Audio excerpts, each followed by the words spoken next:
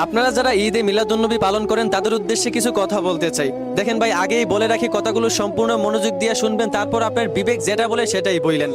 12ই রবিউল আউয়াল আসলে পরে আপনারা রাস্তাঘাটে মিছিল দেন, ঈদে মিলাদুন্নবী পালন করেন। আপনাদের উদ্দেশ্য 12ই রবিউল আউয়াল আমাদের নবীজির জন্ম তারিখ, তাই আপনারা আনন্দ পালন করেন।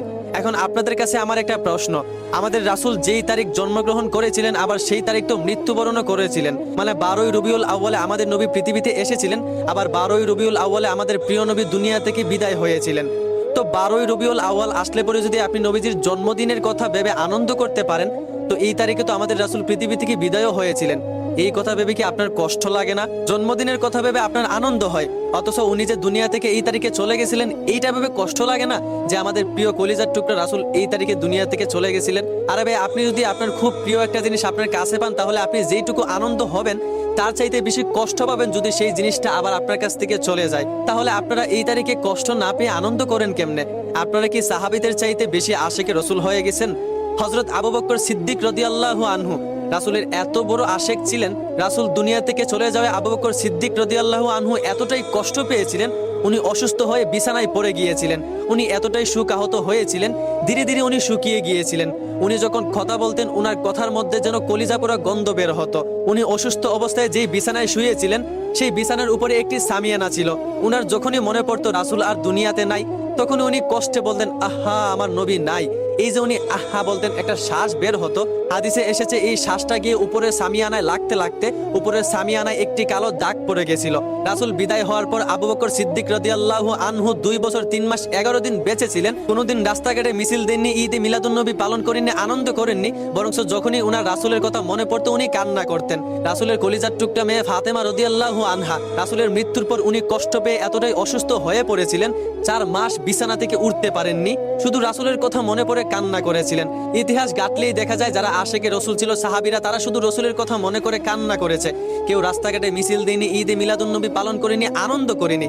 অথচ আমাদের বাংলাদেশের মানুষেরা তারা এতটাই আশেকে রসুল হয়ে গেছে, তারা 12ই রবিউল আউয়াল আসলে পরে তারা নবীজির জন্ম তারিখ এই কথা ভেবে আনন্দ করে, অথচ রসুল যে এই তারিখে আবার দুনিয়া থেকে বিদায় হয়ে গেছেন এই বিদায়ের কষ্টটা তাদের ভিতরে কাজ করে না।